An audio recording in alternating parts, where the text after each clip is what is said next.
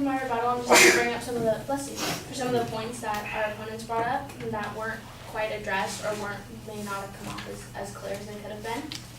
First, I'm going to talk about how they said that 92% of millennials are reached by radio, and I have some points that also say from Billboard.com that a survey from Nielsen estimated that about 65.2 million people in the U.S. aged 18 to 34 listen to traditional broadcast radio each week, usually as they're coming home from work.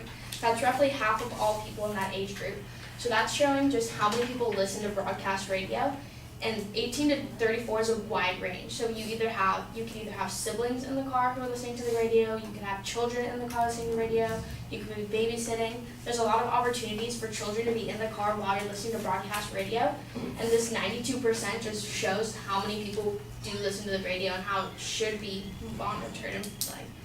And it's not even monitored by the FCC. It's based on public complaints that call in. Which brings me to their point where they say about how rap songs are profane or may cause drug-related innuendos or whatever, that the public is the one who calls in to make sure to cause complaints about what is being said or what is being portrayed. So if the public doesn't have a problem with it, then neither does the radio station. There's no conflict of interest. So you can change the radio station to something else if you want to listen to Radio Disney or if you want to listen to country. It's up to the listener and it's up to public opinion. It's not up to the FCC. So there's no infringement on creativity.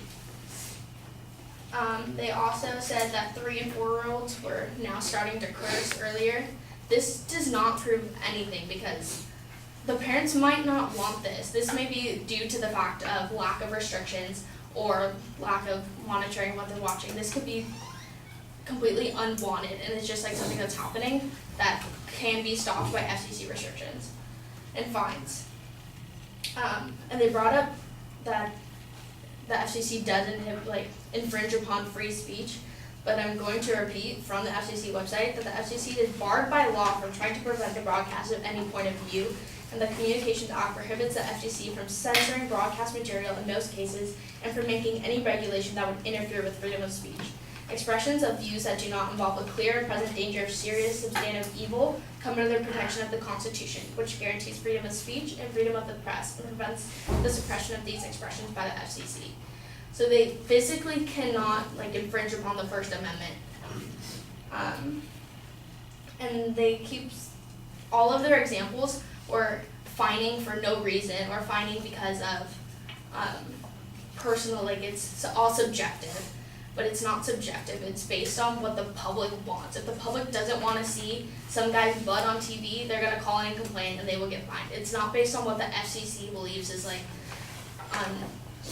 inappropriate or obscene. And then I think I've addressed all of the points they've made. Thank you.